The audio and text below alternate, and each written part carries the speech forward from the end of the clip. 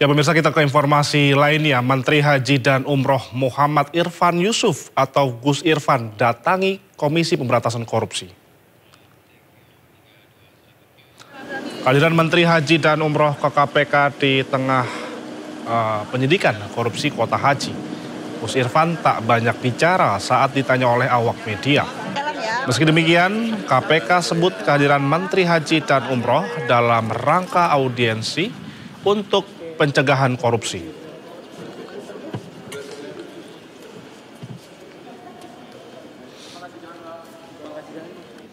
Sidang perdana pra-peradilan mantan Menteri Pendidikan, Kebudayaan, Riset, dan Teknologi Nadiem Makarim digelar di Jakarta.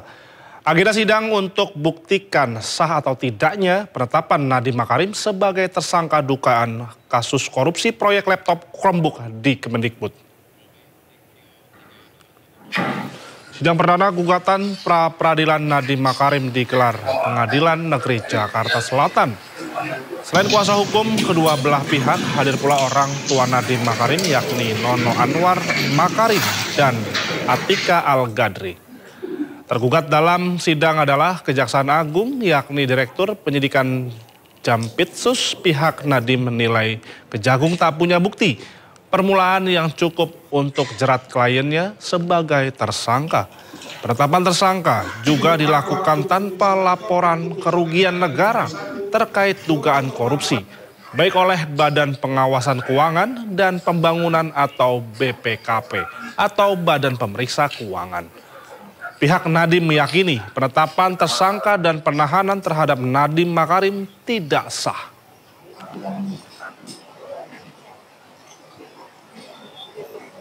Kami tidak menemukan adanya hal-hal yang secara signifikan mempengaruhi ketepatan harga. Itu kalimat dari BPKB.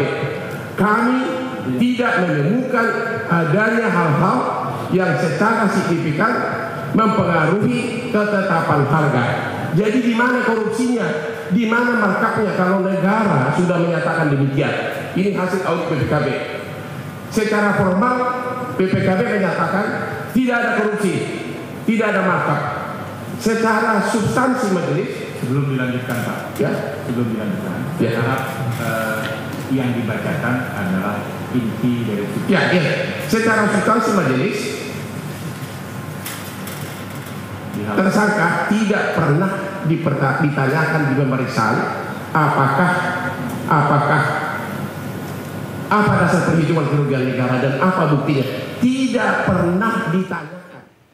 Sejumlah aktivis mendatangi Pengadilan Negeri Jakarta Selatan Jumat siang untuk melayangkan gugatan pra-peradilan terhadap penangkapan dan penahanan terhadap 4 aktivis dalam kerusuhan saat unjuk rasa akhir Agustus lalu.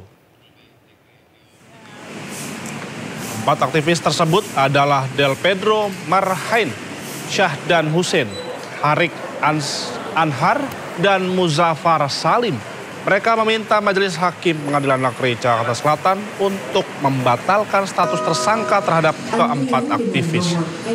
Selain itu, tim kuasa hukum juga meminta kepada pemerintah untuk menjamin keamanan dan independensi hakim yang memeriksa gugatan pra-peradilan mereka.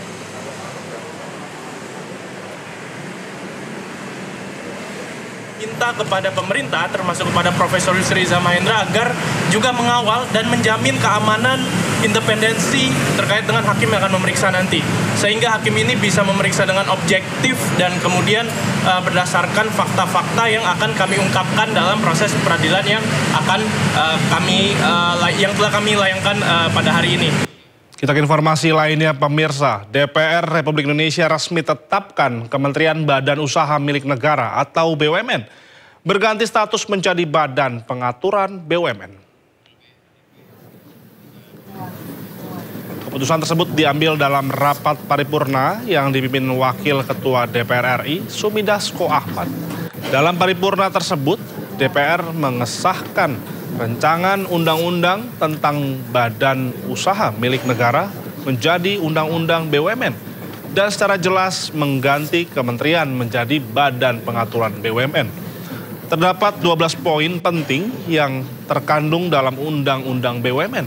Salah satunya terkait larangan rangkap jabatan untuk menteri dan wakil menteri pada direksi, komisaris, dan Dewan Pengawas BUMN sebagai tindak lanjut putusan Mahkamah Konstitusi.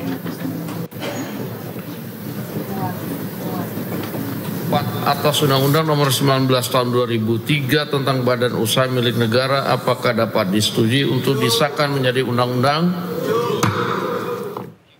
12 poin penting perubahan Undang-Undang BUMN yang resmi disahkan DPR RI.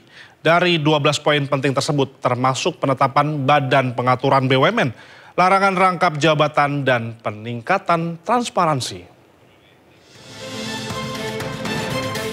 Rapat paripurna DPR RI resmi mengesahkan perubahan keempat Undang-Undang Nomor 19 Tahun 2003 tentang Badan Usaha Milik Negara atau BUMN.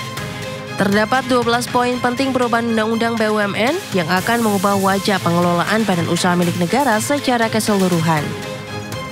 Dalam substansi perubahan keempat Undang-Undang BUMN ditegaskan pentingnya peran BUMN sebagaimana diamanatkan konstitusi, dan BUMN perlu terus bertransformasi menjadi entitas bisnis yang profesional dan menguntungkan dengan mengedepankan transparan dan akuntabel. 12 poin penting perubahan Undang-Undang BUMN tersebut di era baru pengelolaan plat merah dari Kementerian ke Badan Pengaturan bisa menjadi kekuatan dalam meningkatkan tata kelola dan kontribusi perekonomian. Berikut 12 penting yang tertera dalam Undang-Undang BUMN yang baru saja disahkan DPR RI pada 2 Oktober 2025.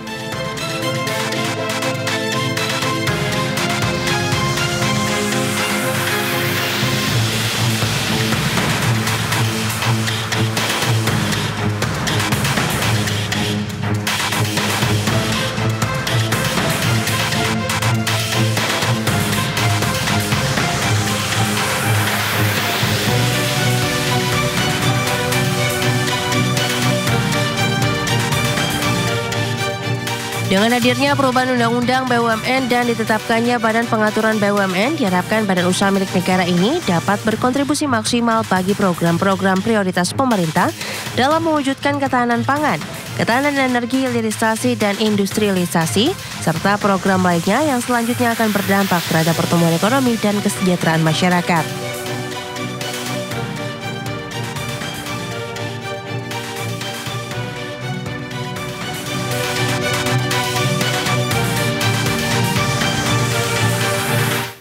Sejumlah badan usaha swasta penyedia BBM batal beli BBM dari Pertamina.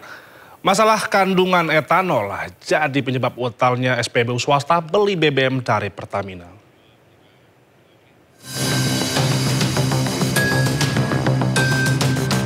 Sejumlah badan usaha swasta penyedia BBM buka suara perihal batalnya pembelian BBM dari Pertamina. Dalam rapat dengar pendapat dengan Komisi 12 DPR RI, Direktur Vivo Energi Indonesia Leonard Mamahit mengaku pihaknya memang berencana untuk membeli 40.000 barel BBM dari Pertamina. Namun pihaknya membatalkan rencana pembelian itu karena masalah kandungan etanol. Meski demikian, pihaknya tidak menutup kemungkinan untuk membeli BBM dari Pertamina jika spesifikasi yang diminta pihaknya bisa dipenuhi Pertamina.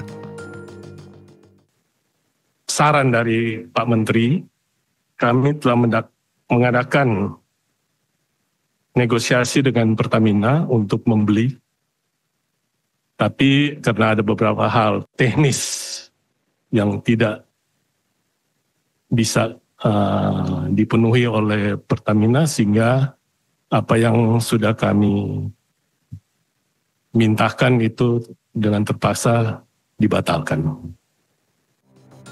Sementara itu, Presiden Direktur BPAKR Vanda Laura menyebut pihaknya berpotensi mengambil langkah untuk merumahkan karyawan SPBU jika kekosongan stok BBM yang terjadi sejak akhir Agustus belum juga pulih. Saat ini jumlah karyawan SPBU BP mencapai 650 orang yang tersebar di 70 SPBU. Selain itu juga kami sudah mulai menyesuaikan operasional, bukan hanya jam operasional, namun juga biaya-biaya lainnya yang coba kami tekan sebelum kami terpaksa untuk merumahkan karyawan-karyawan kami. Dan ini memang tidak lama lagi nih kalau ini tidak ada solusinya dalam waktu dekat. Seperti yang diketahui, kekosongan pasokan BBM di sejumlah SPBU swasta telah terjadi sejak akhir Agustus. Selain berdampak pada iklim usaha dan masyarakat, kekosongan BBM ini juga berdampak pada nasib para pekerja. Tim Liputan iNews melaporkan.